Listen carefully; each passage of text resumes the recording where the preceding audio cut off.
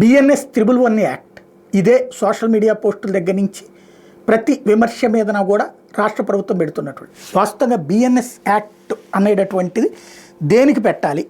Kidnapping, దొంగతనం, వాహనాల దొంగతనం, బలవంత పశువులకు పాల్పడటం, కాంట్రాక్ట్ కిల్లింగ్, ఆర్థిక నేరాలు, సైబర్ నేరాలు. సైబర్ నేరాలు అంటే ఏది న్యూడ్ చేయడం, లేకపోతే బ్యాంకులో డబ్బులు కొలగొట్టడం, బ్యాంకు వాడిని అని చెప్పి పేరు చెప్పి అట్లాంటి వాటిని సైబర్ నేరాలు అంటారు.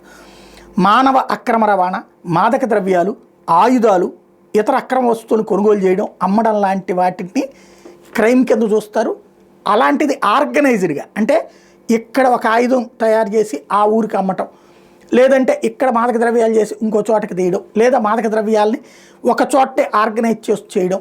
అట్లాగే వీటికి ఉంటుంది తప్పించి సోషల్ మీడియాని ఆర్గనైజ్డ్ క్రైమ్లోకి తీసుకెళ్లేటటువంటి ఒక దౌర్భాగ్య పరిస్థితి ఆంధ్రప్రదేశ్లో జరుగుతుంది. ఎందుకు అంటే ఇప్పుడు ఫర్ ఎగ్జాంపుల్ ప్రతి పార్టీకి ఒక హెడ్ ఉంటారు సోషల్ మీడియాకి, ఆయన ద్వారా లక్షల ఖాతాలు ఉంటాయి. సోషల్ మీడియాలో పోస్టుల్ని క్రైమ్ కింద చూపెట్టడం అన్నటువంటి కాన్సెప్ట్ ఒకటి తప్పు అని చెప్పి ఇదివరకు వాదించి ఇప్పుడు అదే తప్పు చేస్తూ ఇప్పుడు రివర్స్లో చేస్తున్నారు.